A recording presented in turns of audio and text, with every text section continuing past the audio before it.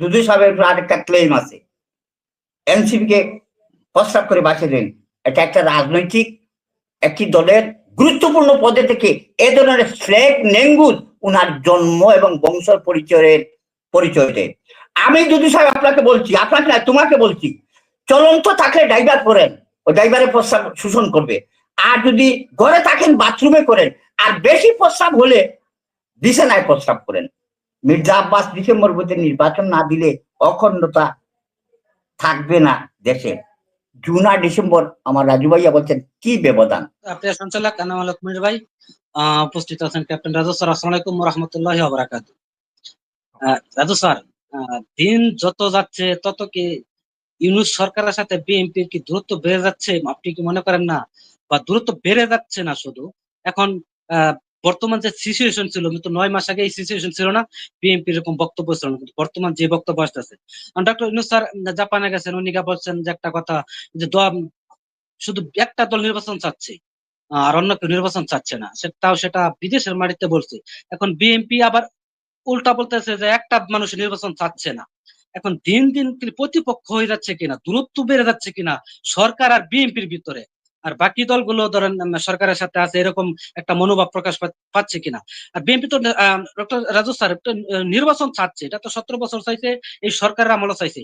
আর BNP 5 আগস্টের উপর ধরেন এই সরকারকে দেখতেছে বা চেক দিতেছে যে সরকার কোন পথে হাঁটতেছে, সরকার কি করতে চাচ্ছে। তারা তো এখন বর্তমান যে সিচুয়েশন, বর্তমান যে পরিস্থিতি, বিএনপির কোন রাস্তা এই কঠিন হওয়া ছাড়া বা আর কোন রাস্তা বিএনপি খোলা আছে আপনি মনে করেন? কারণ বিএনপি তো কঠিনই হচ্ছে, ঠিক আছে, নির্বাচনের জন্য।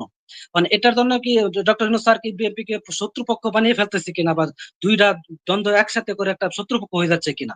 এখন নির্বাচন চাওয়া তো কোনো অপরাধ না, নির্বাচন চাই কি করে? একই কথা বারবার বলতেছেন আপনি, একই কথা বারবার ঘুরিয়ে পেঁচিয়ে বলতেছেন, শত্রু হচ্ছে কিনা এতটুকুর মধ্যে থাকেন। ইয়াকুব। বিসমিল্লাহির রহমানির রহিম। অসংখ্য ধন্যবাদ আনামুল ভাই, ধন্যবাদ আমার প্রিয় একজন আলোচক মারুফ ভাই। আসসালামু আলাইকুম।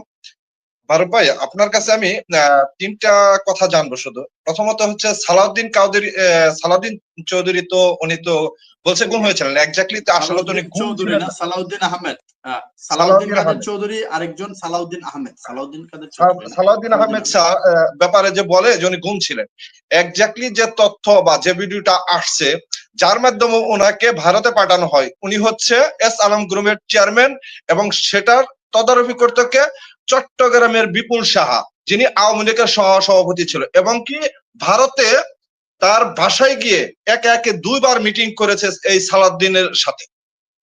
আমি বলে দিলাম। এখন আপনি আরেকটা কথা বললেন যে আওয়ামী লীগের টাকা দিয়ে কেন বিএনপি রাজনীতি করতে হবে। আপনার কি মনে হয় যে বর্তমানে আপনার চ্যানেল, আপনার হচ্ছে কি বলে, সময় টিভি,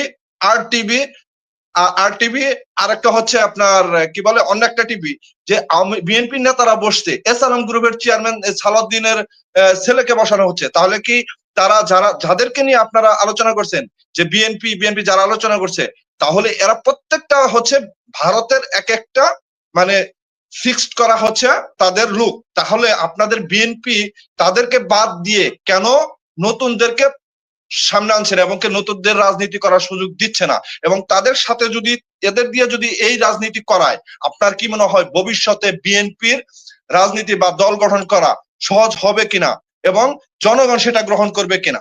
এই একটা প্রশ্ন আপনি আমাকে বলে যাবেন। জি, ধন্যবাদ।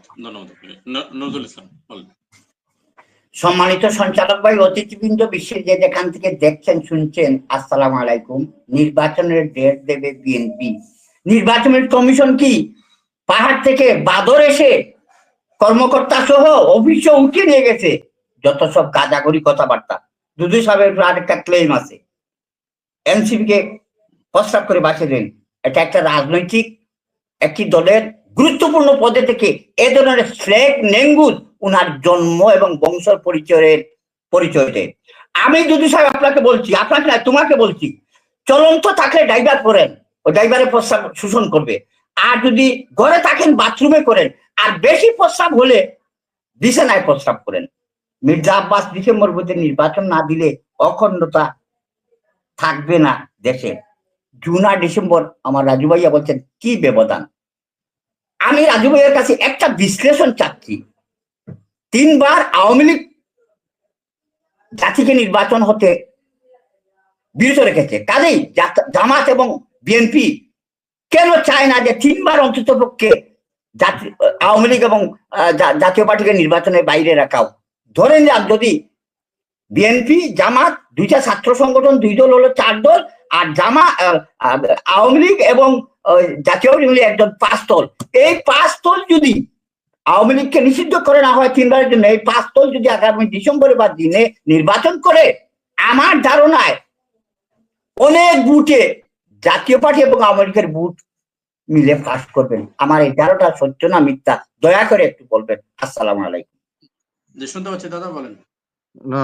নমস্কার মনি ভাই, নমস্কার উপস্থিত যে অতিথি পরানো অতিথিকে আমি নমস্কার। আমি ত্রিপুরা থেকে কইতাছি।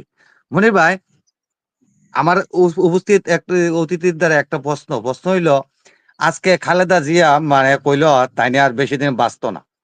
তা বাঁচতো না যে এটার থেকে কি তাইনে চাইতেছে যে তাড়াতাড়ি ইলেকশনটা ওই আসে নির্বাচনটা হইয়া তাইনে ছেলেরে চিফ অফ কমান্ড দেখা চাইতেছে।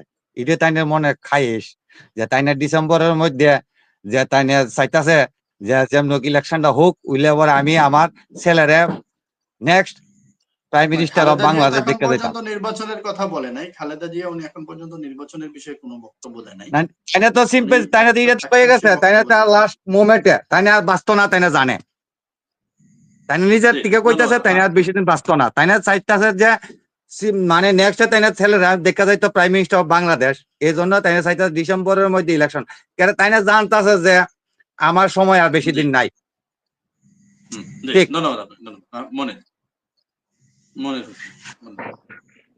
ধন্যবাদ এনাম ভাই এবং ক্যাপ্টেন মারুফ স্যার। আসসালামু আলাইকুম।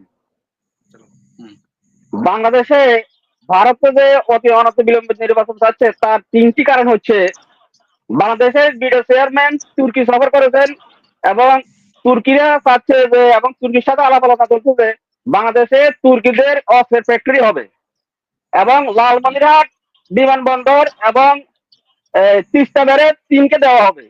এই জন্য ভারতের মাথা ব্যথা বেশি হচ্ছে।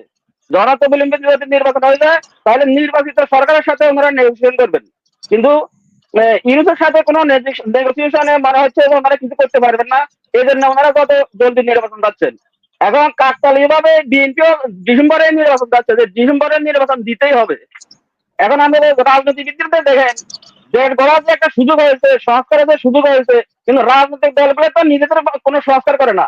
এই 54 বছরে কোন রাজনৈতিক দলের বা কোন রাজনৈতিক নেতার চরিত্র পরিবর্তন হয়েছে আপনি দেখেছেন কিনা আপনার নজরে? আপনি অনেক অভিজ্ঞ মানুষ, আপনি দেখেন রাজনৈতিক দল এবং রাজনৈতিক নেতাদের কোনো চরিত্র পরিবর্তন হয়নি এবং কোন রাজনৈতিক দল এখন পর্যন্ত কোনো কারিশমেটিক নেতা তৈরি করতে পারেনি।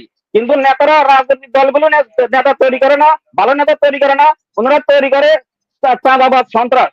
তাহলে দেশ কিভাবে উন্নতি হবে? দেশের কিভাবে উন্নতি হবে? দেখেন ওনারা কিভাবে দেশ পরিচালনা করবেন? আমাদের তো কারিশমেটিক নেতা প্রয়োজন যাতে দিন দিন দেশটা উন্নতি হয়। এখন উন্নতি করার মতো নেতা কই? যে ভালো সৃজনশীল চিন্তা করবে এরকম নেতা তো আমরা রাজনৈতিক কোনো দলে নাই। এক এক দল এক এক রকম কথা বলে, এক এক মানুষ এক এক রকম কথা বলে। তাহলে জনগণের যে ভোট দিবে, ভোটের নিশ্চয়তা কি? ভোটের জনগণের বা কি উপকার হবে বলে আপনি মনে করেন? ধন্যবাদ আপনার সবাইকে। জি, ধন্যবাদ। একটা প্রশ্ন বলার সুযোগ আমি একটা প্রশ্ন আমার রয়ে গেছে আমার এখন। আচ্ছা রাজু ভাই, এই যে ইতিহাস সম্পর্কে যে বলে, আওয়ামী লীগ যে এক ইতিহাস আমাদেরকে শোনাচ্ছে এবং কি বিএনপি এক ইতিহাস আমাদেরকে শোনাচ্ছে, জাতীয় পার্টিও ভিন্ন একটু সুরে ইতিহাস, পূর্বের যে ৭১-এর ইতিহাস আমরা দেখতেছি, মানে দুই দলে দুইভাবে ইতিহাস আমাদের কাছে উপস্থাপন করতেছে। এখন আমরা বাস্তব কি দেখতেছি?